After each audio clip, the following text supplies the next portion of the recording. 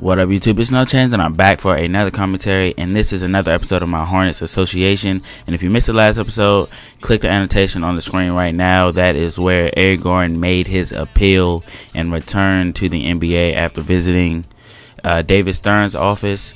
And we played, I believe it was the Golden State Warriors, so check that out. It'll open in a new tab if you do decide to check it out. And we are finishing out the season. I have a few things to talk about while I show the awards. LeBron wins it for the second year in a row.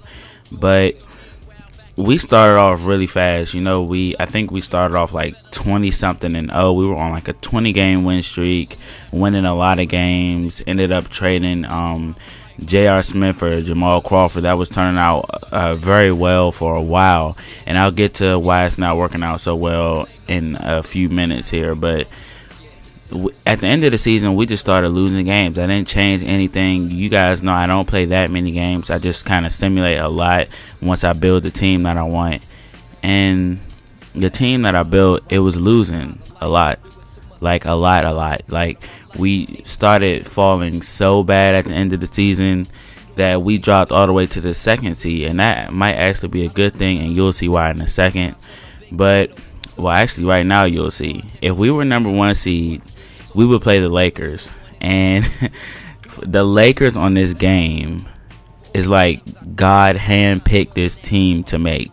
It's like he wanted the best team, so he handpicked out Kobe, Dwight. It's just impossible to beat them as far as 2K is concerned, you know. And in our round, you guys see we're going to be facing the Sacramento Kings, which I think isn't a hard matchup. I mean, we just have a better team than them. I mean, I'm looking at their roster. They did draft Cody Zeller, so that's an exciting player to watch. Thomas Robinson is progressing well. He's a good player to watch. DeMarcus Cousins is a player to watch. So really going into this series, I don't see that there's any reason we should lose it in a 7-game series. We're going to hope to go for the sweep, but look at Jamal Crawford, as I'm giving you guys a refresher of my roster. Jamal Crawford's fed up. He actually asked for a change in offseason, so that's the story going into the offseason I will have to keep track of. But without further ado, let's get into this game.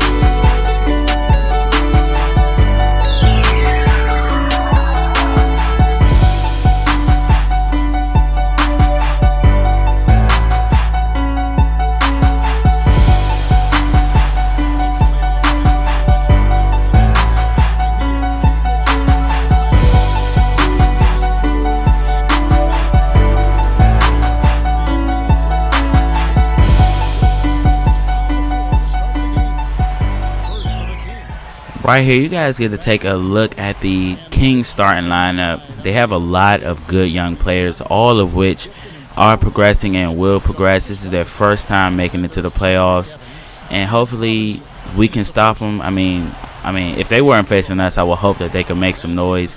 And I think this is the first step for them. I think they'll make it a lot of years after this one because their team will get better. Some of their young players are irritated with their role with the team, but I'm sure, you know, they are drafting some good young talent. Cody Zeller definitely in addition to their team, so let's see how it turns out for the Kings. I'll make sure to keep you guys updated on that. But enough of that, let's get into the commentary, and Iguodala is going to get things started off right here. Marcus Thornton with the ball, one of my favorite NBA players because he was just a beast when he was with the Hornets, but then was traded to the Sacramento Kings for Carl Landry, which wasn't a bad deal. But I really think we could have developed him, and he could have been a lot better for us. And look at Iguodala. We see this every single game. It's almost not exciting anymore, but the way he throws these down, it's just routine for us. And we really need him to do a little bit of everything if we want to win. We really need him to pass out of the pick and roll. We need him to score. Basically just do everything that Iguodala does on a nightly basis, or he did do during the regular season. But if he does not have that terrific scoring night like we expect him to have, we do have players that can pick up the slack, like Eric Gordon, Jamal Crawford, even though he's fed up and lost 8 overall points. But here's Iguodala with the acrobatic lay-in right there. And there he's going to pass it out of the double team. They're double teaming him already. but Austin Rivers misses it. Robin Lopez with the offensive rebound, and second time is the charm. And Austin Rivers is excited because he's playing in his second playoffs, only in his second year, so he is getting used to making the playoffs, which I think he will be doing throughout his whole career if he stays with the Hornets. But back to this game, we lead by 1, and look at Austin Rivers stepping back. Gonna hit this 3 as well, so he is heating up here in the first quarter, 6 points, and here's a replay of it. Stepping back just outside the 3-point line, getting that one to go. And here he has Tyler Zeller on him, and he's just gonna step back and hit another one right there. And you guys are gonna see this is sort of a not a rivalry, but it's so surprising because Cody Zeller is a center and Austin Rivers is a guard, so it's surprising that they get matched up like a few times throughout this game. You guys will see later on in the video, but they are trying to, you know, cut down on this lead. But here's CJ Leslie with the windmill dunk right there. He is a beast. Can't wait for him to be getting more minutes after the contract of Iguodala runs out. I'm still waiting to see if I want to re-sign him. I'm not exactly sure. But here's Cody Zeller getting a putback right there. And here's Marcus Thornton starting off the second quarter with a lay and trying to bring his team back. And one, going to go to the line and convert the free throw right there. Here's Jamal Crawford crossing over on Isaiah Thomas. Kicked it back out to Iguodala. He's being double teamed. So he's going to kick it to Eric Gordon. He's going to hit the long buzzer beater as the shot clock was winding down, and Anthony Davis going to find Robin Lopez wide open in the paint. And here's a stat right there. You guys see that the Hornets, even with all those great scores, were only 5th in the league at scoring. But I do this like every episode. I talk about the offseason, but I'm going to have to do a complete guard or shooting guard rebuild because I don't want to keep Eric Gordon. I pretty much stated that his contract is way too much for the role that he's taken on this year, and Jamal Crawford doesn't want to play for us, so maybe that'll mean Austin Rivers will play more at the 2 spot.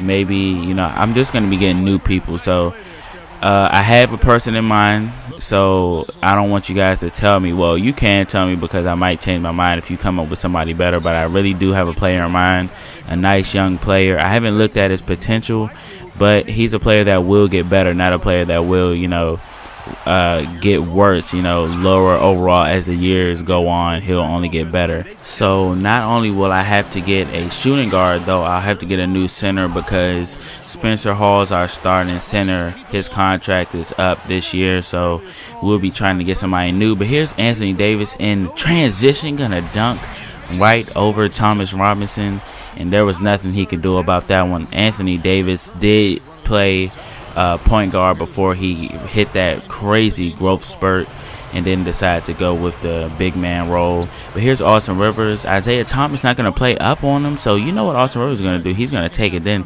point it to Isaiah Thomas afterwards.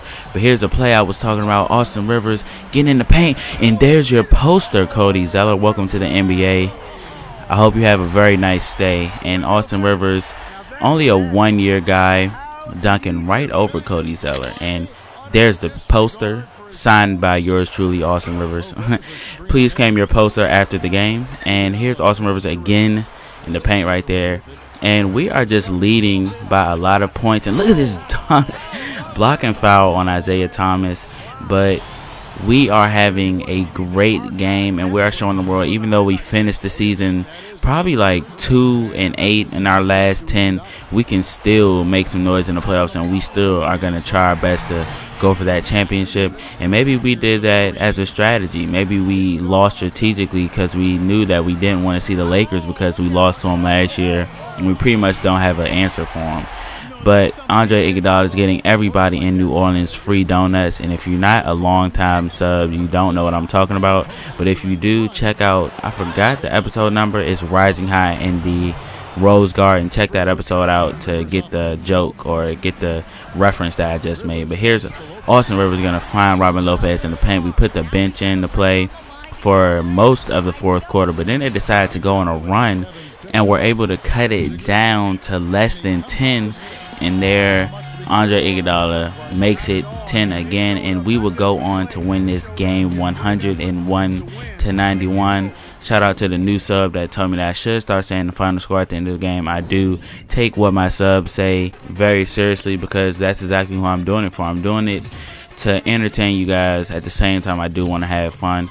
But we end up winning the game. Like I said, 101-91. We were leading by as many as 18 points in this game when we had the starters in. Next game, we will still be in New Orleans. I won't be posting that one. If we go up 3-0, I will show game 4. And if they get the win, I will be still showing game 4, whether it's 2-1, whoever's way. But I may do it a different way, so don't hold me to that. So I really just don't know how I'm gonna do it. But if we get 3-0, like I said, I'm gonna place game 4. And if they somehow force a game 7 or a game 6, I'll be posting that.